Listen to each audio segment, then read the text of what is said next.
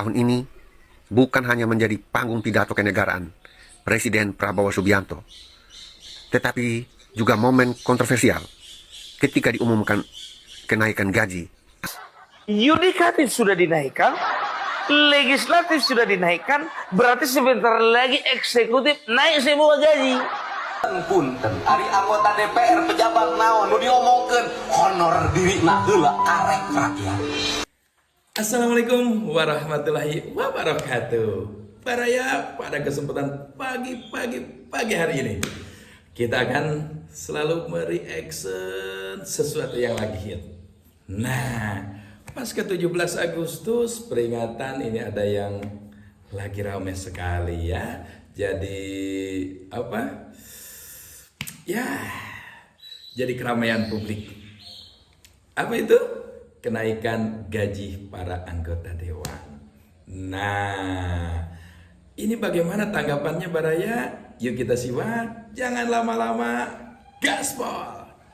Saya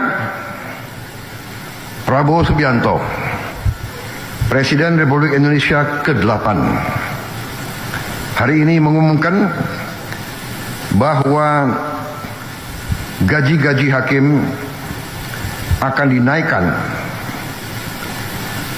demi kesejahteraan para hakim dengan tingkat kenaikan bervariasi sesuai golongan, di mana kenaikan yang tertinggi mencapai 280%.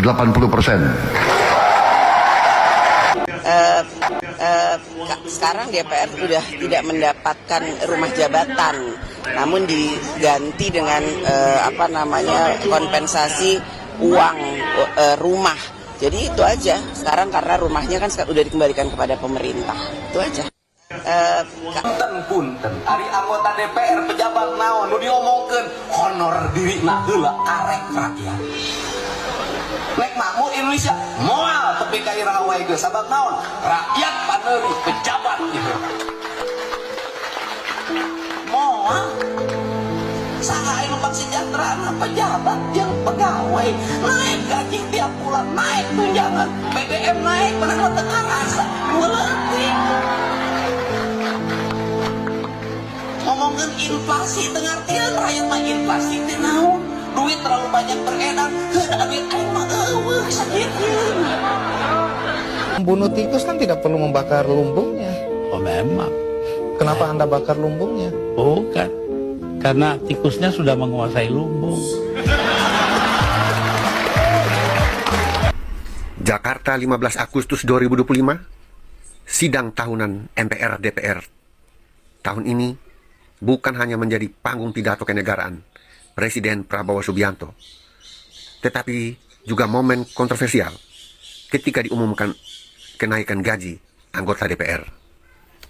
Di tengah sorak-sorai sebagian anggota parlemen yang tampak bergembira, satu sosok justru mencuri perhatian karena sikap diamnya, Wakil Presiden Gibran Rakabuming Raka. Dalam tayangan langsung sidang tahunan di Kompleks Parlemen Senayan, sejumlah anggota DPR terlihat tersenyum lebar. Bahkan ada yang berjoget kecil saat disebutkan adanya kenaikan gaji dalam nota keuangan RAPBN 2026. Namun Gibran yang duduk di samping Presiden Prabowo tampak tenang, tidak bertepuk tangan, apalagi ikut berjoget. Sikap ini muncul spekulasi. Apakah Gibran sedang mengirimkan pesan diam tentang ketimpangan prioritas anggaran? Kenaikan gaji DPR terjadi di tengah sorotan tajam publik terhadap kondisi ekonomi nasional. Harga kebutuhan pokok melambung, daya beli menurun, dan janji kenaikan gaji PNS, TNI, Polri, serta pensiunan justru tidak disebutkan dalam pidato Presiden. Banyak pihak mempertanyakan mengapa legislatif mendapatkan prioritas, sementara aparatus sipil negara harus menunggu. Gibran dikenal sebagai figur muda yang sering tampil dengan gaya santai dan komunikatif. Ketidakterlibatannya dalam momen euforia DPR bisa dibaca sebagai bentuk ketidaksetujuan atau kehati-hatian politik. Ia tidak mengeluarkan pernyataan resmi, namun gestur tubuhnya seolah berbicara, ini bukan waktunya berpesta. Beberapa analis politik menilai sikap Gibran sebagai upaya menjaga citra di tengah meningkatnya ketidakpuasan publik. Ia mungkin sadar bahwa kegembiraan elit di tengah kesulitan rakyat bisa menjadi bumerang politik. Reaksi publik Joget di atas luka rakyat, media sosial langsung dipenuhi komentar pedas. Gaji DPR naik, rakyat makin susah. Terima kasih Pak Gibran, sudah tidak ikut joget. Tulis seorang pengguna X, dulu Twitter. Banyak yang mengapresiasi sikap diam Gibran sebagai bentuk empati, meski sebagian lain menuntut pernyataan tegas. Sebagai refleksi dalam politik, tidak semua pesan disampaikan lewat kata-kata. Kadang diam adalah bentuk perlawanan. Gibran Rakabuming Raka mungkin tidak berjoget, tapi gesturnya telah menari di benak publik yang sedang mencari keadilan. Salam keadilan. DPR ini gajinya naik 100 juta lebih karena tidak kena efisiensi. Bahkan mereka joget kegirangan setelah diumumkan gajinya menyentuh 3 juta rupiah per hari. Ternyata ini karena Pak Prabowo tidak memberi fasilitas rumah dinas. Jadi akan diganti tunjangan 50 juta rupiah per bulan. Parahnya ini masih belum apa-apanya karena gaji komisaris sekarang mencapai 10 miliar per tahun. Anehnya menurut Bu Sri Mulyani, gaji guru lah yang sebenarnya jadi beban negara. Guru itu beban negara. Bagaimana kami, Bu? Perjuangkan kami. Ternyata ini karena Pak Prabowo kelamaan duduk manis di istana dan sangat percaya data BPS. Hari ini tingkat pengangguran nasional berhasil turun ke level terendah sejak krisis 1998. Kemiskinan ditekan menjadi 8,47%. Akhirnya BPS dilaporkan ke PBB oleh lembaga Selios. Mereka juga memberikan data penyanggah kalau data BPS itu anomali dan tidak sesuai realita di lapangan. Jadi ini mirip kasus Malaysia di PBB tahun 2019 yang memanipulasi data kemiskinan. Menurut kamu apa sengaja ya dibuat narasi ekonomi tumbuh pesat supaya bisa naikin pajak? Ternyata selain 17 Agustus ini menjadi momen kebahagiaannya Hasto dan Tom Lembong, ternyata DPR juga berbahagia. Karena apa? Sudah ditetapkan gaji DPR naik. Kemarin gaji hakim naik. Sekarang gaji DPR naik. Besok gaji siapa lagi yang naik ya?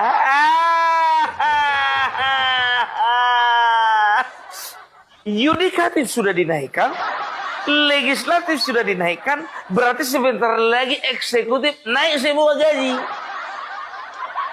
Presiden beserta pembantunya.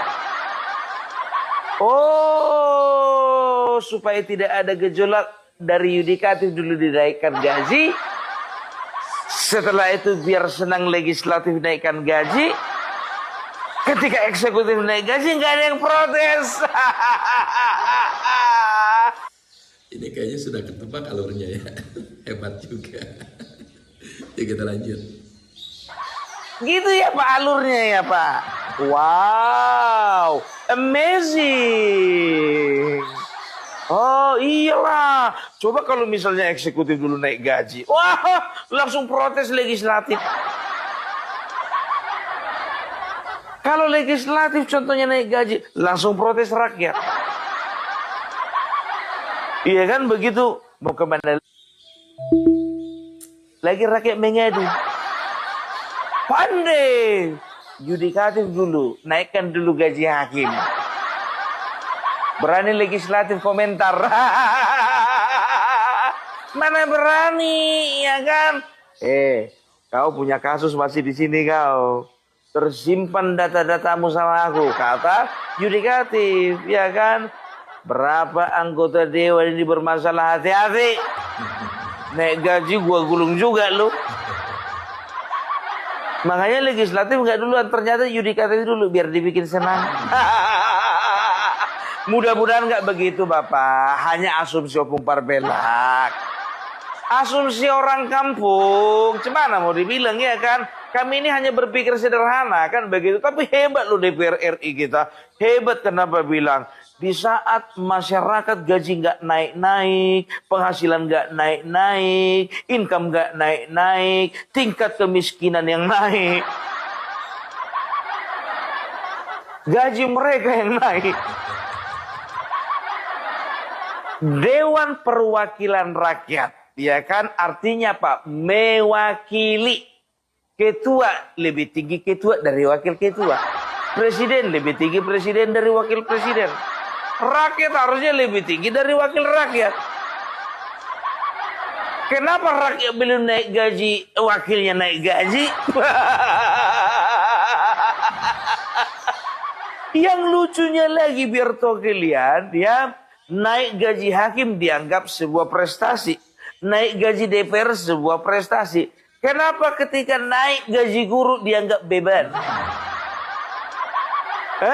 Gaji guru dinaikkan dianggap beban negara, coba bayangkan. Ada kemarin menteri yang bilang itu kan? Gaji guru tidak dinaikkan karena apa? Menjadi beban negara. Lapet sama kau lapet. Kalah apa? Biar kupuaskan dulu. Coba bayangkan kalian, biar tahu kalian, gaji 1 bulan ya, itu bisa mencapai 100 juta. Artinya 1 hari gaji DPR ya, itu bisa mendapatkan 3 juta. 3 juta, bayangkan kalian, 1 hari gaji DPR 3 juta, ya kan? Itu sama dengan gaji honorer 10 bulan. Gaji honorer, guru honorer 300.000. Itu pun nggak tiap bulan dapat. Dirapel. Gaji dewan 3 juta. 1 hari gaji dewan bisa menghidupi 10 orang guru honorer dalam 1 bulan. Kami pertanyakan ya, bagaimana nasib guru honor? Bagaimana kira-kira ya? Coba Pak, dengar dulu. Dengar enggak kami? Dengar kami. Guru honorer ya. Sekarang kita mau lihat dulu ya. Ada nggak mahasiswa yang bergerak untuk turun ke jalan untuk demo masalah ini? Mahasiswa, guru honorer. Tingkat ekonomi atau tingkat kemakmuran masyarakat belum naik. Udah naik pun katanya datanya naik. Datanya. Kalau datanya itu mirip, beda-beda tipis dengan katanya. Katanya siapa? Katanya data. Data dari mana? Ya data dari katanya. Itu aja diputar-putar. Kalau masyarakat rakyat sudah tidak menjerit beli susu, beli beras, beli pupuk, beli minyak goreng, beli bensin, itu artinya rakyat sejahtera. Kan begitu. Tapi kalau masih ada yang teriak-teriak, ya beli beras, teriak-teriak, beli susu, teriak-teriak, beli bensin, teriak-teriak, beli bahan baku, bahan makanan lainnya, itu artinya rakyat belum sejahtera. Kan begitu kan? Dan kalian tahu nggak? Jujur aja lah gue bilang ya, gaji DPR ini ya bisa dikatakan terbesar dari beberapa negara di Asia. Hakim naik, gaji kepala daerah naik. Nah kita rakyat kecil, pajaknya yang naik. Kagak apa-apa deh, yang penting sama-sama naik. Iyakah seorang anggota DPR untuk mendapatkan uang pensiun seumur hidup karena atas nama penghargaan kepada pejabat negara? Ya, saya sebenarnya kalau mau jujur antara layak dan tidak layak. Dan kalau kita bicara tentang nominal, bagi anggota dewan 2 juta, 3 juta sebulan, bagi saya nggak penting-penting amat. Anggota dewan ini kan kesannya adalah mereka yang sudah mapan secara ekonomi, mereka juga sudah mantap kehidupannya dan sudah tak lagi berpikir tentang uang. Jadi ketimbang misalnya ini semacam pemberian penghargaan cuma-cuma sebenarnya, ketimbang tidak dipakai seperti yang Bang Nurdin sampaikan tadi, mending dialokasikan untuk yang lain. Nah, saya lebih kepada kalaupun tuh ada penghargaan yang diberikan oleh negara, ya semacam pesangon ya, semacam ucapan terima kasih sebagai pejabat negara yang telah berbuat banyak ya, bikin regulasi tentang bagaimana misalnya memberikan kontrol terhadap pemerintah, itu penting dalam konteks itu. Yang saya lihat sekarang penyebab utamanya biaya politik itu terlalu mahal dan itu harus dibiayai oleh para politisi sendiri. Nah, oleh sebab sekarang mau jadi anggota DPR misalnya, dia harus bikin spanduk, bikin iklan dan sebagainya yang itu tidak terbayangkan jumlahnya bila dibandingkan dengan gaji yang akan diterima. Sama dengan gubernur, gajinya 8 juta tapi dia berani mengeluarkan 140 miliar untuk terpilih menjadi gubernur. Terus balik modal saat terpilih jadi DPR. Saya sangat tidak yakin mereka kemudian menjadi anggota DPR juga karena niat ingin mengabdikan hidupnya untuk rakyat. Ya, orang-orang ini, orang-orang yang ke parlemen membuang uang banyak, dia pasti punya kepentingan minimal untuk mengembalikan separuh atau bila perlu seluruhnya dari uang yang dia buang di kampanye pemilu legislatif. Kan saya mendengar ada yang buang sampai 40 M. Itu kan nilai yang tidak masuk akal. Lalu tidak terpilih pula gitu ya.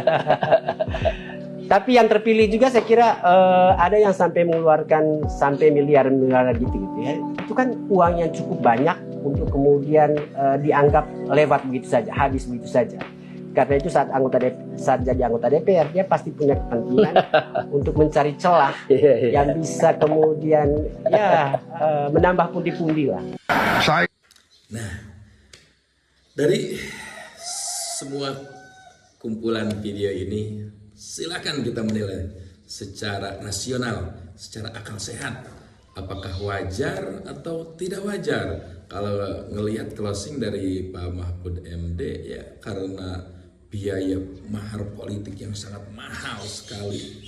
Jadi kalau mungkin secara pandangan kalau tidak dinaikkan gaji, ya akhirnya menggerogot jalan belakang. Ini lebih berbahaya.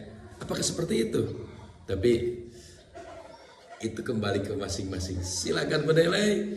Yuk, salam jumpa di video selanjutnya. Barakallah.